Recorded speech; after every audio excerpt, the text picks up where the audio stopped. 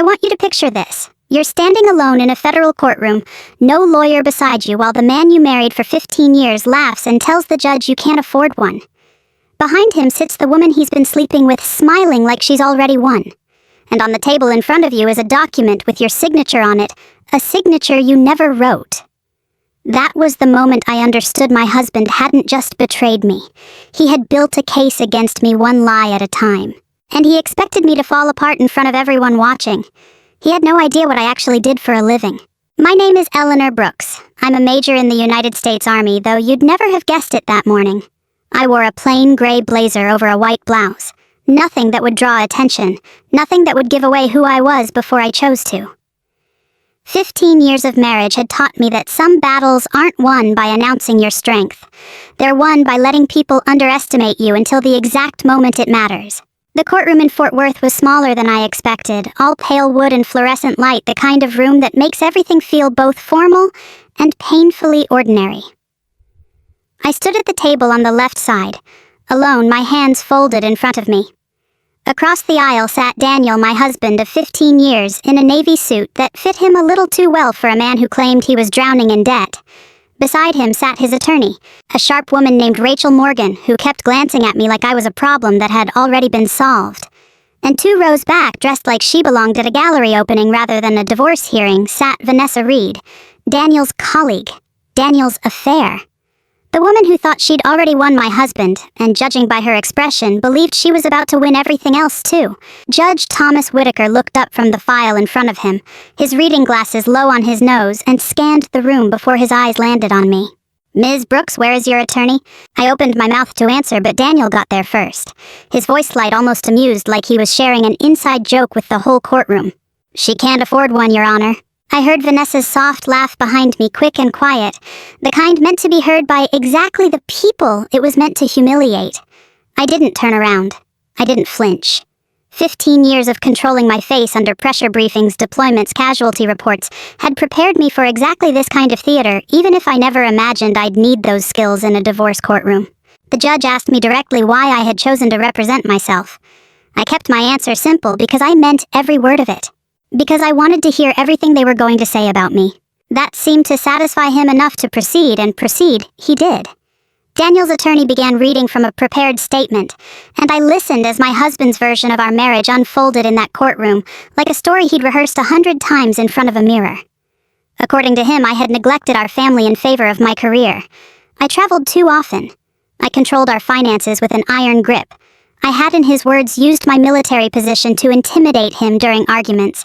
And now, he claimed I was doing it again, refusing to negotiate, refusing to compromise, weaponizing my rank against a man who only wanted a fair settlement.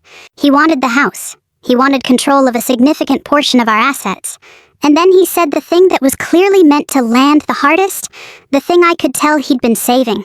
He told the court that our marriage had ended long ago in every way that mattered, because I was no longer the woman he married.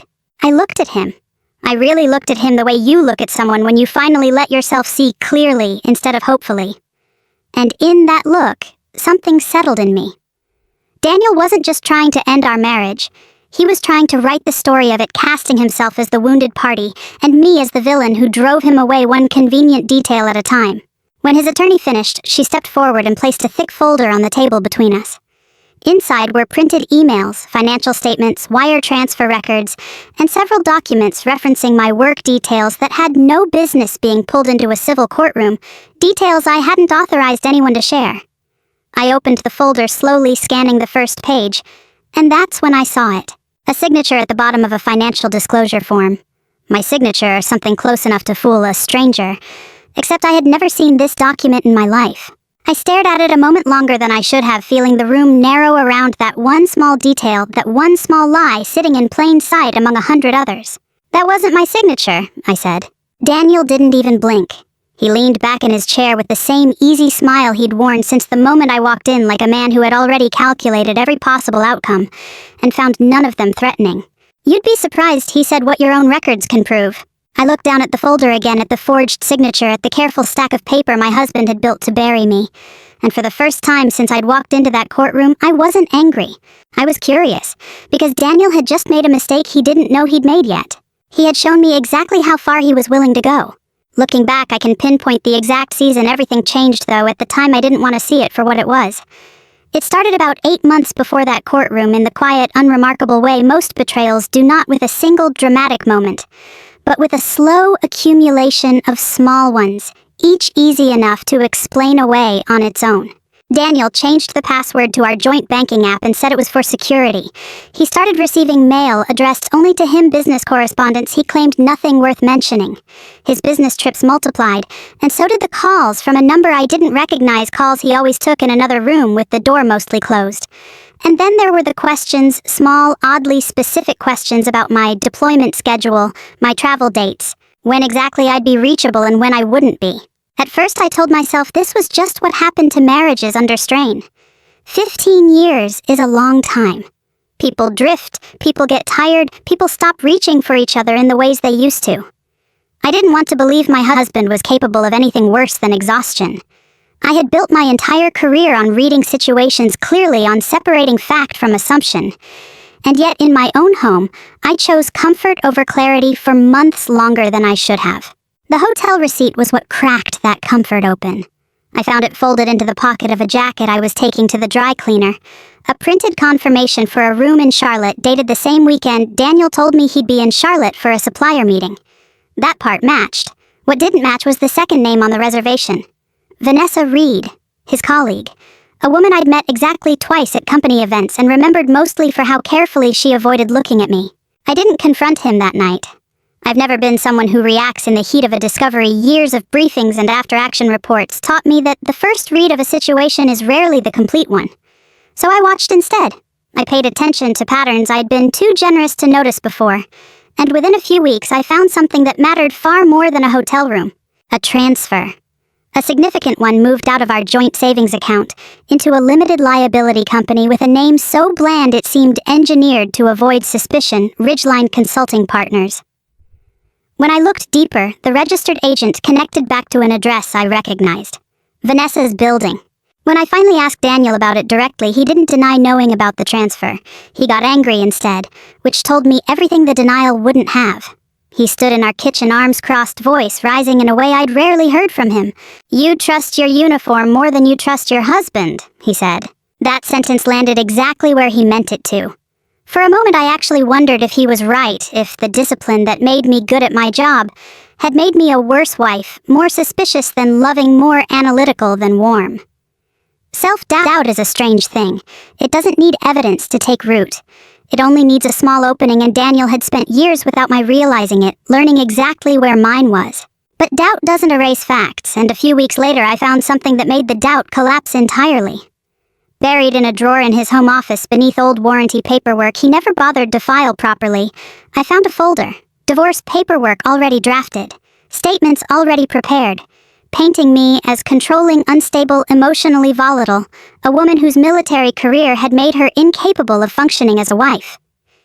He had been building this file for months, quietly, methodically, the same way he approached everything in his professional life. Worse than the paperwork were the recordings. I found them almost by accident, audio files saved under generic folder names on a shared cloud drive we'd set up years ago for household documents. Recordings of arguments between us, but not full arguments. Fragments. The parts where my voice rose, where frustration bled into my tone, where I said things I wasn't proud of. Every recording started a few seconds after his own provocations, and ended a few seconds before any context that might have explained mine. Sitting there at his desk, listening to my own voice edited into a stranger's anger, I finally understood something I'd been avoiding for months. This wasn't a marriage quietly falling apart under the weight of two busy careers. This was a campaign. Daniel hadn't just stopped loving me somewhere along the way. He had started building a case against me, collecting ammunition long before I even knew there was a war. I sat in that office for a long time after I closed the folder, the house silent around me, and I felt something shift inside my chest. Not heartbreak exactly, though that was there too, buried under something colder and more useful. 15 years of military discipline had taught me that the moment you understand you're in a fight, self-pity becomes a luxury you can't afford. You stop asking why, at least for now, and you start paying attention to how. Daniel thought he was several steps ahead of me. He thought the recordings, the transferred money, the prepared statements gave him control of the narrative before I even knew there was one being written. What he didn't understand, what he wouldn't understand for months yet, was that a woman trained to notice small inconsistencies in complicated systems does not stay confused for long. He had built his case in the dark, assuming I'd never think to look. He was about to learn how wrong that assumption was. Once Daniel filed the paperwork, everything moved faster than I expected, and I understood quickly that speed was part of his strategy. He wanted to petition for control of the house before I had time to organize a proper response, and he timed it deliberately to coincide with a military assignment that would keep me occupied and partially unreachable for weeks. I was managing logistics coordination for an extended operation during that stretch, the kind of work that doesn't pause for personal emergencies, the kind that requires my full attention precisely because other people's safety depends on my focus. Daniel knew this. He had spent 15 years learning my schedule, my deployments, the rhythms of my career, and now he used that knowledge against me with a precision that would have almost impressed me if it hadn't been aimed at dismantling my life. While I was buried in operational demands, he was busy building a narrative among people who had known us both for years. He told our families, our old friends, anyone who would listen, that I had chosen the army over him, over us, over any real chance at a normal marriage. It's a simple story, and simple stories travel fast. His parents, who had always been warm toward me, grew distant within weeks. Mutual friends stopped reaching out. Vanessa began appearing in public with him more openly now. At company dinners at a charity gala, I heard about secondhand always positioned just close enough to suggest she wasn't going anywhere. And then Daniel added a new thread to his story, one that made my chest tighten every time I heard it repeated back to me.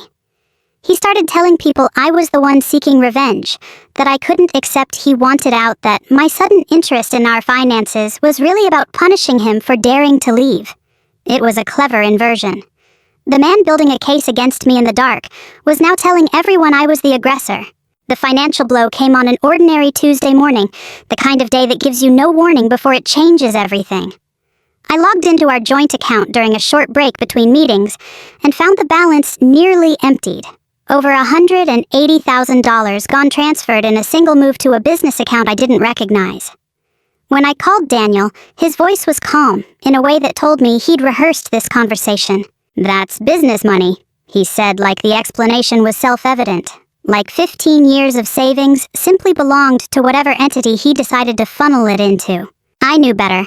I knew every dollar in that account, knew which deployments had funded, which portions of it, knew the sacrifices behind every number. But knowing wasn't enough. A temporary court order had frozen a portion of our remaining shared assets pending the divorce proceedings, which meant that even the money that hadn't been drained yet was suddenly out of reach. I couldn't access enough capital to retain the kind of attorney this fight clearly required, not quickly. Not without months of legal maneuvering I didn't have time for. This is the part people rarely understand about that courtroom moment, the one where Daniel laughed and told the judge I couldn't afford a lawyer. It wasn't poverty, it was engineering. My husband hadn't just betrayed me emotionally. He had constructed a financial trap specifically designed to leave me standing alone at that table, and then he'd made sure the whole room believed it was my own failure. So I did what I've always done when a situation exceeds the resources I have on hand. I stopped trying to solve everything at once and started reading carefully, methodically, everything Daniel's attorney had already filed. I spent my evenings after operational duty going through every document, cross-referencing dates, noticing small inconsistencies that wouldn't mean anything to most people, but meant everything to someone trained to spot discrepancies in complex reports. One inconsistency stopped me cold. Buried in a financial disclosure meant to justify some of Daniel's requested settlement terms was a reference to a defense contracting bid, one connected to his company, one that cited operational details bearing an uncomfortable resemblance to information from my own professional world. It wasn't classified material laid out explicitly. It was more careful than that, more deniable, but it was close enough, specific enough, that it made the hair on my arms rise. I read it 3 times before I let myself consider what it actually meant. Daniel wasn't just trying to win a divorce settlement. Somewhere in the process of building his case against me, he might have crossed into territory that had nothing to do with our marriage and everything to do with his career, his company's advantage and information that should never have made its way into these documents in the first place. I sat with that realization for a long night, turning it over, refusing to let emotion rush me into a mistake. Then I picked up my phone and called someone I trusted, completely a colleague I'd worked alongside for years. Someone with the right background to tell me whether I was seeing something real or letting grief and anger distort my judgment. "Can you verify one document for me?" I asked, keeping my voice level professional the way I'd trained myself to sound, even when nothing about the moment felt professional at all. There was a pause on the other end longer than I expected, long enough that I felt my pulse pick up before he said anything at all. "Eleanor," he finally said, his voice careful in a way I'd never heard from him before. "Where did you get this?" I want to be clear about something because it mattered to me then, and it matters even more now looking back. I never used my position to dig up information about Daniel out of spite. I never accessed anything I wasn't authorized to access, never called in a favor to punish a man for cheating on me. Whatever else this story is, it isn't about a woman abusing her rank to destroy her husband. It's about a woman who followed the process exactly as she was trained to, and let that process do what it was designed to do. When my colleague asked where I'd gotten the document, I told him the truth. I explained that it had surfaced in my own divorce proceedings filed by my husband's attorney as part of a financial disclosure, and that something about the operational language inside it had struck me as wrong. I didn't ask him to look into Daniel personally. I didn't ask for a favor. I asked him what the correct channel was for reporting a potential mishandling of protected information. And then I used exactly that channel, filing a formal report through proper security oversight rather than trying to resolve it myself. That distinction mattered more than anything else I did in the following weeks. An internal review opened slow and procedural in the way these things always are, methodical rather than dramatic. I wasn't part of the investigation. I couldn't be given my personal connection to the subject, and I respected that boundary completely. All I could do was wait, continue functioning in my actual job, and let people whose entire profession was verifying exactly this kind of thing do their work. What came back weeks later through channels far removed from anything emotional confirmed what I'd suspected sitting in Daniel's office months earlier. He had accessed certain materials outside the normal scope of his role, materials tied to a defense contract his company was pursuing. Not all of it rose to the level of formal classification, which made the situation murkier and in some ways more damning, because it meant Daniel had operated in exactly the gray area a person exploits when they know precisely how far they can push without triggering an obvious violation. Some of what he'd used, though, had originated from protected systems he had no legitimate reason to touch. He hadn't accessed it directly. Someone had passed it to him. I didn't need much imagination to guess who. Piece by piece, the picture assembled itself with a clarity that made my stomach turn, even as some detached professional part of me recognized the shape of it. Daniel and Vanessa weren't simply having an affair born out of boredom or midlife dissatisfaction. They were using pieces of information connected to my career, filtered through an intermediary, with just enough distance to obscure the source to give their company's contract bid an edge it shouldn't have had. And somewhere in constructing the paper trail meant to justify that advantage, Daniel had used my name on documents I'd never seen, attaching my signature to financial disclosures I hadn't written, weaving me into a scheme without my knowledge or consent. That explained the forged signature sitting in the courtroom folder. It wasn't just a lazy shortcut in a messy divorce filing. It was a thread connecting two entirely different betrayals stitched together by a man who had apparently stopped seeing any meaningful line between his marriage and his business dealings. I made a decision that night that I've never regretted. I wouldn't confront him with any of this outside of the proper venue. I wouldn't call him, wouldn't accuse him over dinner, wouldn't give him the chance to construct another story before the facts were fully documented. I gathered everything, organized it the way I'd organize any operational report, and I waited for the next scheduled hearing, the one Daniel believed would finalize his advantage. He had no idea any of this was happening. As far as he knew, his plan was proceeding exactly as designed.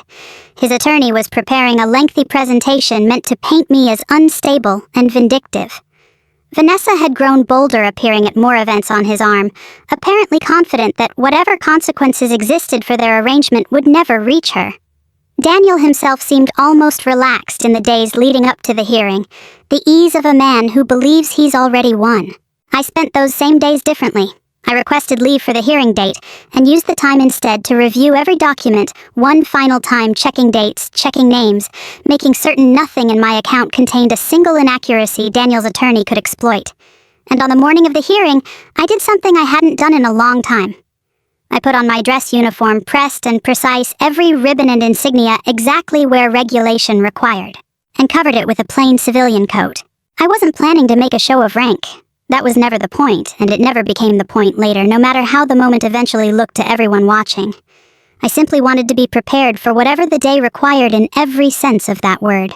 I looked at myself in the mirror before I left, and for the first time in months I didn't feel like a woman scrambling to catch up to her husband's plan. I felt like someone standing at the edge of a report she already knew the ending to. Daniel thought he understood exactly what he was walking into that morning. He had no idea. The hearing room felt smaller than I remembered from the first proceeding, though I suspect that had less to do with the architecture and more to do with what I already knew walking in. Daniel sat beside Rachel Morgan with the same practiced confidence he'd worn for months, the posture of a man who believes the outcome has already been decided in his favor. Vanessa took her seat 2 rows back, dressed the way she always dressed for these appearances, like someone attending a performance rather than a dismantling. Rachel began exactly where I expected her to begin, painting a portrait of me that had grown more elaborate with each filing.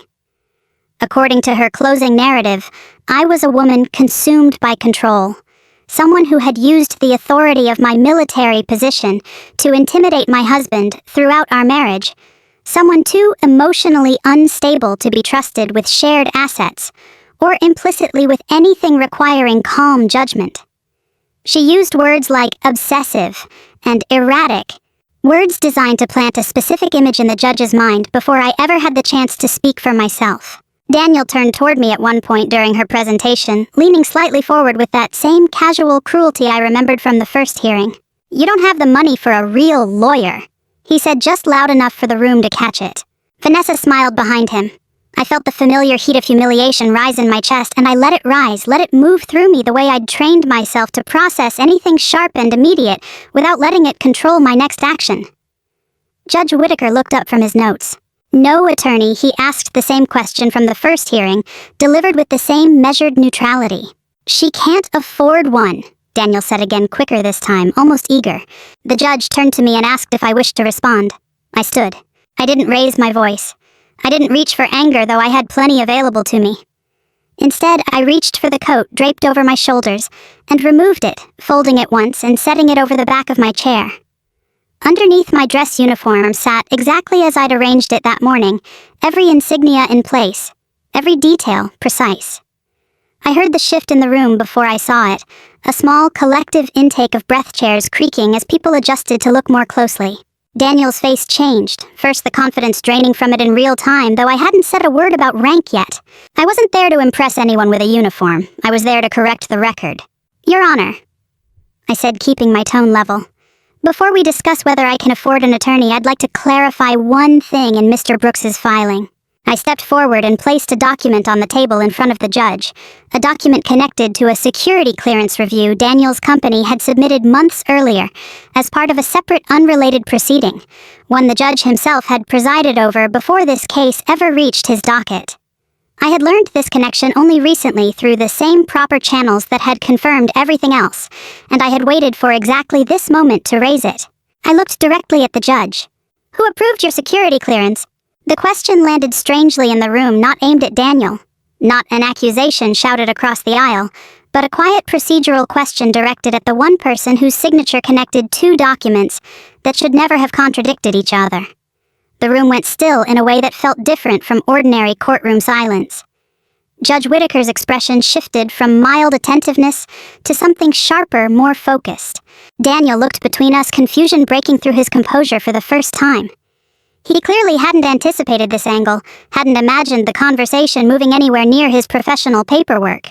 I explained calmly without embellishment that the judge had previously reviewed and approved a procedural matter connected to Daniel's clearance status during an earlier unrelated case, and that the version of events reflected in the financial disclosures Daniel had submitted to this court directly contradicted the official record from that earlier proceeding. I wasn't accusing the judge of wrongdoing. I was pointing out as plainly as I could that someone had introduced a document into this case containing information that didn't match what the court itself had already verified elsewhere. I never raised my voice. I never mentioned my rank as leverage. I simply laid the inconsistency in front of the one person in the room whose job was to notice inconsistencies for a living. Judge Whitaker studied the document for a long moment, his expression unreadable, and then he looked up first at Rachel Morgan, then at Daniel. "Where did this document originate?" he asked, his voice carrying a new edge. The practiced neutrality of the courtroom replaced by something closer to genuine scrutiny. Rachel glanced at Daniel, and for the first time since I'd known her, I watched her composure waver just slightly, just enough for me to see it. Daniel didn't answer right away. He sat very still, the way people do when they suddenly understand that the ground beneath them has shifted and they no longer know which direction is stable. I hadn't threatened anyone. I hadn't raised my rank like a weapon or demanded the room bow to my authority. I had simply asked a question, precise and quiet, the kind of question that only makes sense if you already know exactly where the answer will lead. And watching Daniel's face in that moment, I understood that he finally knew it too. Judge Whittaker didn't move quickly.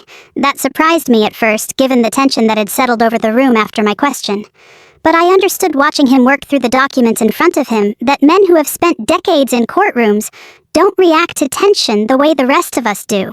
They slow down. They verify. They let silence do work that words can't. "I'll ask again," he said, looking directly at Rachel Morgan. "Where did this document originate?" Rachel turned to Daniel, and for the first time in 2 hearings, I watched her lose the composure that had defined every appearance she'd made on his behalf. She asked him quietly but audibly where he'd obtained the disclosure. Daniel hesitated, then did exactly what I expected a man like him to do when cornered without a prepared script. He blamed Vanessa. He said she had provided the underlying data, that she'd assured him it was appropriate for use, that he'd trusted her professional judgment on matters connected to their shared work. Vanessa, sitting 2 rows back, straightened immediately, her earlier composure cracking into something sharper. "That's not true," she said loud enough that the judge had to ask for order. "I never told you to submit that. I never told you to use her name on anything." The 2 of them began speaking over each other, each trying to shift the weight of the moment onto the other, and I sat back and let them. I had no interest in participating in that particular unraveling. I had spent months building a record based on verified fact, not accusation, and I wasn't about to abandon that discipline now, not when it mattered most. So I stayed quiet, hands folded, while Daniel and Vanessa dismantled the careful narrative they'd spent months constructing together. Judge Whittaker called for a recess to review the documentation properly, and when the hearing resumed, the tone in the room had changed entirely. What followed wasn't dramatic in the way courtroom dramas usually are. There was no shouting, no dramatic reveal delivered with a flourish. It was slower than that, more procedural, each piece of evidence introduced and verified, in turn the way real consequences tend to arrive methodically, irreversibly. The signature on the financial disclosure was confirmed as forged, matched against verified samples of my actual signature from military and banking records. Several emails submitted as evidence of my supposed instability were found to contain edits inconsistent with the original message, headers, timestamps that didn't align with server records, phrases altered just enough to change their meaning. The transfer of funds into the LLC connected to Vanessa was traced clearly, the paper trail leading exactly where I'd expected it to. And the origin of certain operational details referenced in Daniel's business filings was confirmed as connected to information he had no legitimate authorization to use, obtained indirectly through channels that were now themselves under separate review. Judge Whittaker suspended several of Daniel's requested claims on the spot, citing the fabricated evidence as sufficient grounds to disregard the underlying narrative his attorney had built the case around. He noted formally for the record that a separate investigation into the misuse of protected information would proceed independently of the divorce proceedings, and that outcome, whatever it turned out to be, was now entirely out of my hands and out of Daniel's control as well. I want to be honest about something here because it matters to how I think about that day even now. I felt no triumph watching it unfold. I didn't feel the satisfaction people might expect from a moment like that. I felt something quieter, closer to relief, the specific relief of watching a system function exactly the way it's supposed to function, when you finally stop trying to carry the entire weight of a fight by yourself. I hadn't destroyed Daniel in that courtroom. I want to be precise about that distinction because it's the one that matters most to me. I hadn't used my position to manufacture consequences for him. I had simply stopped shielding him from the consequences his own choices had already set in motion. Vanessa's company opened its own internal review once word of the contract irregularities reached them, a review that would eventually end her position there entirely, though I wouldn't learn the details of that until much later, secondhand, from people who still occasionally mentioned her name like it belonged to someone from another lifetime. Daniel, for his part, seemed to physically shrink as the hearing progressed, the confident posture from earlier collapsing into something smaller, more uncertain. At one point, during a brief pause, while the court clerk organized documentation, he turned toward me, his voice low enough that only I could hear it. "You could stop this," he said. I looked at him for a long moment before I answered, and in that look, I let myself finally feel everything I'd been holding back for months. The betrayal, the exhaustion, the strange grief of watching someone you loved reveal exactly how little he'd ever actually seen you. "No, Daniel," I said, "I didn't start this." He stared at me, something desperate flickering behind his eyes. "Then who did—" "You did," I said. "I just stopped protecting you from the consequences." He didn't have anything to say to that. For the first time since I'd known him, Daniel Brooks was completely out of words, and the silence that followed told me everything I needed to know about how thoroughly the story he'd built around himself had finally collapsed. I won't pretend the aftermath felt cinematic, because it didn't. There was no dramatic final confrontation, no moment where Daniel fell to his knees and begged for forgiveness while the courtroom watched. Real consequences rarely arrive that way. They arrive slowly in paperwork and phone calls and quiet legal proceedings that stretch across months, each one chipping away at the version of a life someone thought they'd secured for themselves. The divorce settlement, when it finally concluded, reflected everything the court had verified. I retained the portion of our assets that was legitimately mine, and the funds Daniel had quietly funneled into that LLC were factored directly into the division of property, treated not as separate business capital, but as exactly what they were: money taken, without my knowledge, from an account we had built together over 15 years. Daniel bore the financial and legal weight of what he'd done, not because I demanded it, but because the record left no other honest conclusion available. Vanessa's departure from her company came a few weeks later, quiet and unceremonious, the kind of exit companies engineer specifically to avoid drawing attention. I heard about it through a colleague who mentioned it in passing, the way you might mention a change in weather, and I found I felt very little when I heard it. Not satisfaction, not vindication, just a kind of distant acknowledgement that consequences had found their way to everyone who'd earned them.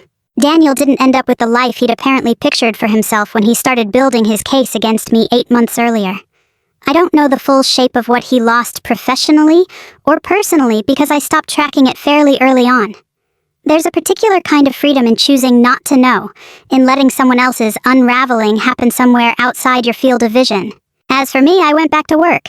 There's something steadying about returning to a job with clear procedures and defined responsibilities, after months of navigating something as chaotic as what Daniel had put me through.